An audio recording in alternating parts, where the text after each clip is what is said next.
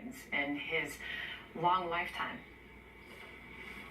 Absolutely, and I agree with what Rick just said. I mean, look, I'm sure that in the first century, after the Apostle Paul died, they said there'll never be a preacher like that again.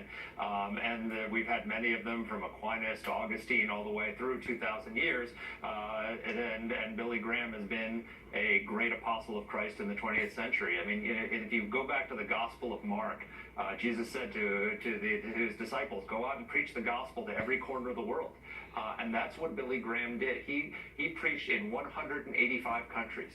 More than 215 million people attended his revivals and crusades, and hundreds of millions more were reached through his books, through his television programs, through the radio. This was a man who probably with the possible exception of John Paul II, no single human being brought more people to Christ in the 20th century than the Reverend Billy Graham.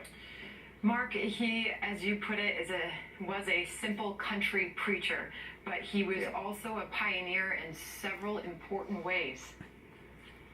Yes, well, I mean, as father was talking about before, he was the first major evangelical preacher to embrace Catholics as brothers and sisters in Christ. I'm a Roman Catholic, and that's why we loved him so much, because he saw us as brothers and sisters.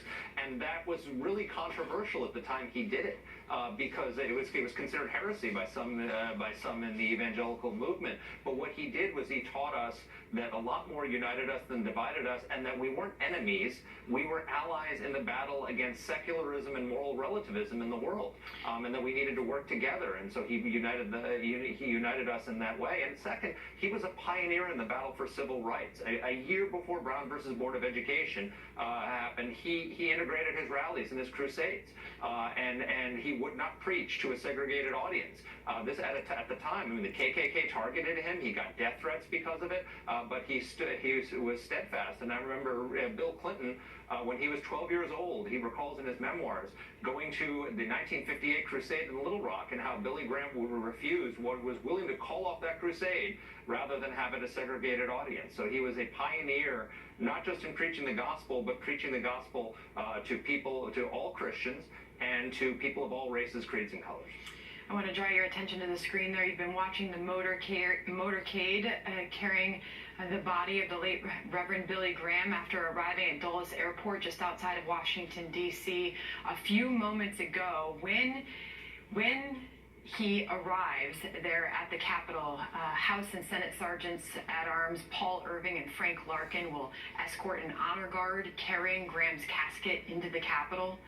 Once inside the rotunda, Graham's body will rest on an unsanded pine platform. It's a remake of the catafalque, as you heard our Capitol Hill producer detail a short time ago. And there you have the motorcade arriving on Capitol Hill. Bill?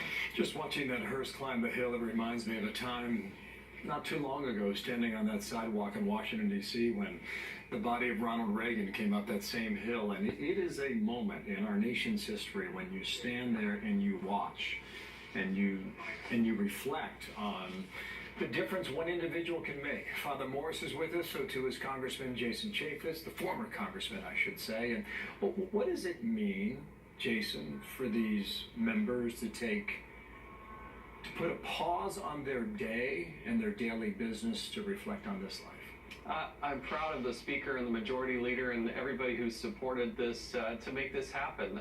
Reverend Graham, it just impacted millions of lives, and we need more good news, more good message, more of the good word reaching out to America. I think of those kids who went back to school today, after that horrific shooting, and they need something more. They need a belief in God and in Jesus Christ. I think that would help, and this is a historic moment.